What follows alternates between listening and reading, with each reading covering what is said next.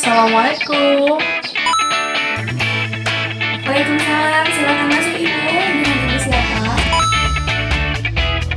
Ya Bu, saya dengan Lala. Oh iya Bu, perkenalkan saya Ainun. Ya Ibu. Ada yang bisa dibantu? Ya Bu, saya kesini ingin konsul Ibu. Oh iya, sebelumnya nama lengkap Ibu siapa? Nama lengkap saya Siti Marisa. Usianya? Usianya 35 tahun. Ibu, berarti dipanggilnya Ibu Lala ya? Iya. Pekerjaan sehari-harinya apa Bu? Saya wira swasta. Wira swasta. Sebelumnya Ibu udah melakukan pemeriksaan berat badan, tinggi badan? Oh iya, udah Bu. Berapa Ibu berikutnya berat badannya? 55, 55, tinggi badannya? 155. 105. Oke. Maaf nih sebelumnya, apakah Ibu sedang sakit atau hanya ingin menjalankan diet biasa? Ya Bu, saya sedang mengidap kanker payudara dan belakangan ini lagi kemoterapi. Jadi gini ya Bu, saya akan menanyakan beberapa hal dan saya harap Ibu bisa menjawab sejujur-jujurnya. Tenang aja, nanti info yang saya dapatkan bakal terjaga lah kerahasiaannya. Baik, langsung saja kita mulai ya Bu. Apakah Ibu ada keluhan yang Ibu rasakan? Keluhan untuk saat ini yaitu ada pusing, lemas, mual muntah, dan saya juga ada sesak napas Bu. Terus saya juga sakit di bagian kiri payudara saya, dan juga ada penurunan berat badan Bu, serta belakangan ini nafsu makan saya berkurang. Berarti ada penurunan berat badan ya Bu? Iya ada Bu. Kira-kira tahu nggak itu berat badan penurunannya? Untuk penurunannya 3 kilo Bu dalam jangka waktu 1 bulan ini. 3 kilo dalam 1 bulan ya Bu? Iya Bu. Oke. Sebelumnya Ibu udah melakukan cek lab? Ya Bu, sudah, dan ini hasilnya Bu. Baik, saya lihat dulu ya. Ya.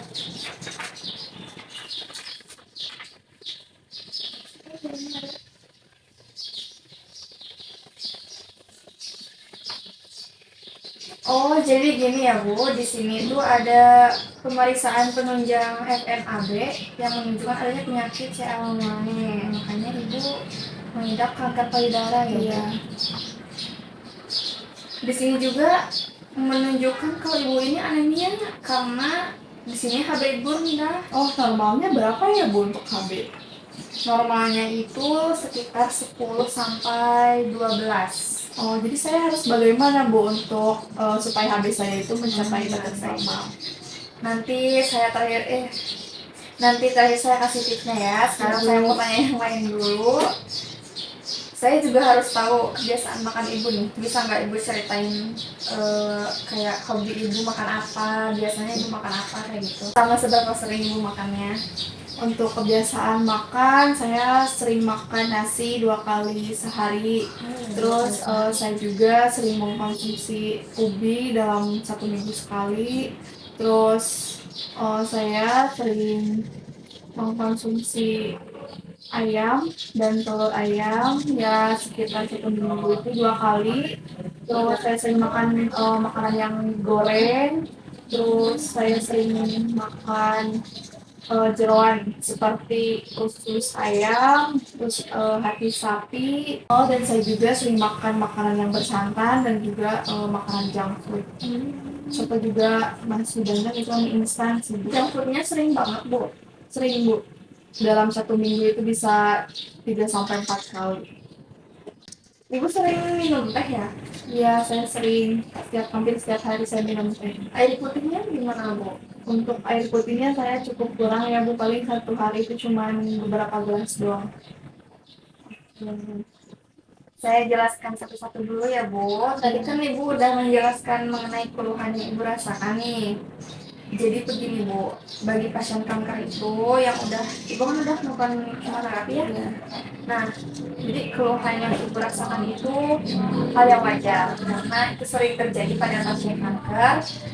Dan kalau dilihat dari berat badan dan tinggi badan Ibu sih termasuk berat badan yang normal ya. Tapi karena tadi di keluhan Ibu ada penurunan berat badan karena tidak nafsu makan ya. Nah itu jangan dianggap sepele ya Bu, karena Kalau ibu terus-terusan mengalami penurunan berat badan, itu akan menjadi faktor malnutrisi. Jadi ibu harus bisa menjaga pola makan ibu ya. Iya, Nah, di sini saya kasih tips kalau ibu mau muntah lagi, itu ibu harus menghindari makanan yang berbau merangsang. Sama makan dan minumnya pelan-pelan aja, perlahan-lahan, jadi jangan tergesa-gesa. Lalu batasi cairan pada saat makan dan tidak tiduran setelah makan. Jadi tunggu beberapa menit, jangan langsung rebahan gitu ya Bu. Itu. Nah, untuk yang selanjutnya nafsu makan berkurang ya Bu. Iya.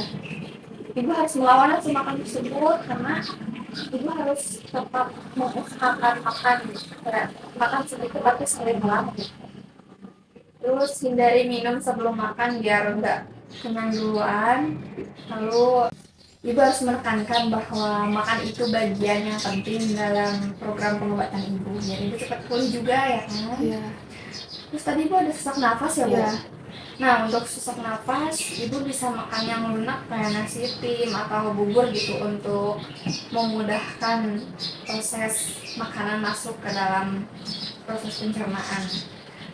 Yang terakhir, itu kan tadi anemia ya.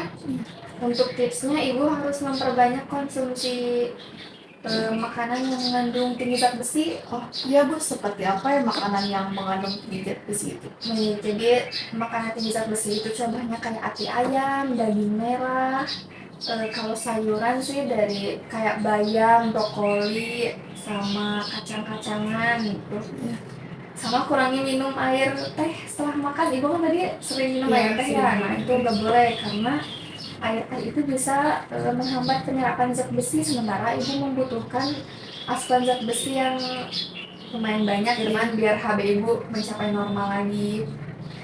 Jadi sebenarnya boleh minum teh tapi harus jeda dulu 30 menit setelah makan. Tapi jangan sering-sering lah gitu. Ibu harus sering minum air putih lah ya, ganti dulu air tehnya sama air putih. Atau lebih bagus kalau ibu misal ibu habis makan daging nih, nah minumnya vitamin C.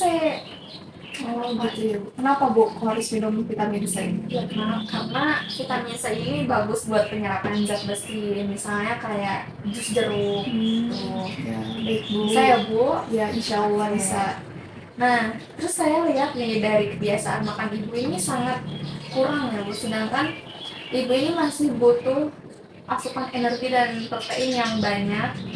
Karena apa? Karena energi dan protein ini sebagai proses pemulihan supaya pemulihannya cepat, nanti ibu cepat sembuh juga, gitu dia cepat sembuh. Ya Bu.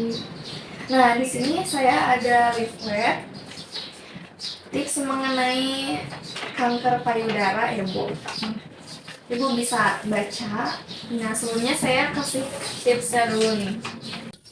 Nah, di sini saya ada tips dietnya Bu bagi kanker payudara. Yang pertama, ibu harus mengurangi makanan yang tinggi lemak. Terus jangan mengkonsumsi daging yang dipanggang. Oh, kenapa Bu kok nggak boleh konsumsi daging yang dipanggang ya? Ya, karena konsumsi daging yang dipanggang itu mengandung zat karsinogenik Ibu. Ah, zat karsinogenik apa Iya. tuh Bu?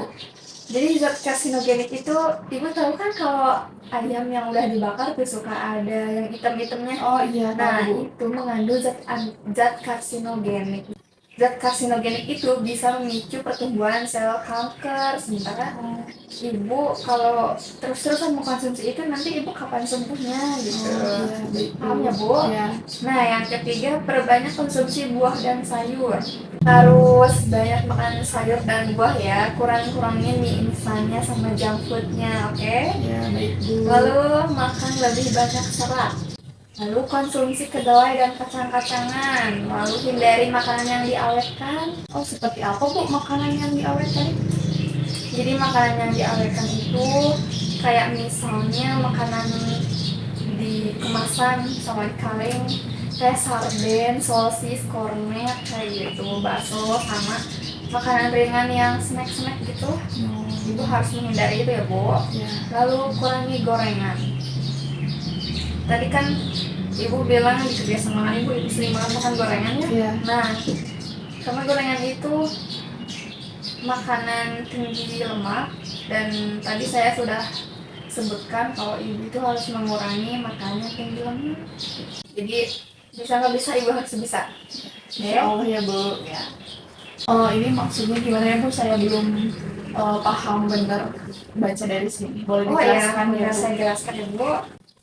Jadi di sini tuh ada bahan makanan yang dianjurkan, dibatasi dan dihindari untuk ibu. Yang pertama, kalau dari jenis karbohidrat, ibu dianjurkan untuk makan nasi putih, nasi merah, kentang, talas, ubi, gandum, jagung, produk sereal, dan lain-lain. Sementara yang tidak dianjurkannya tepung terigu yang tinggi protein.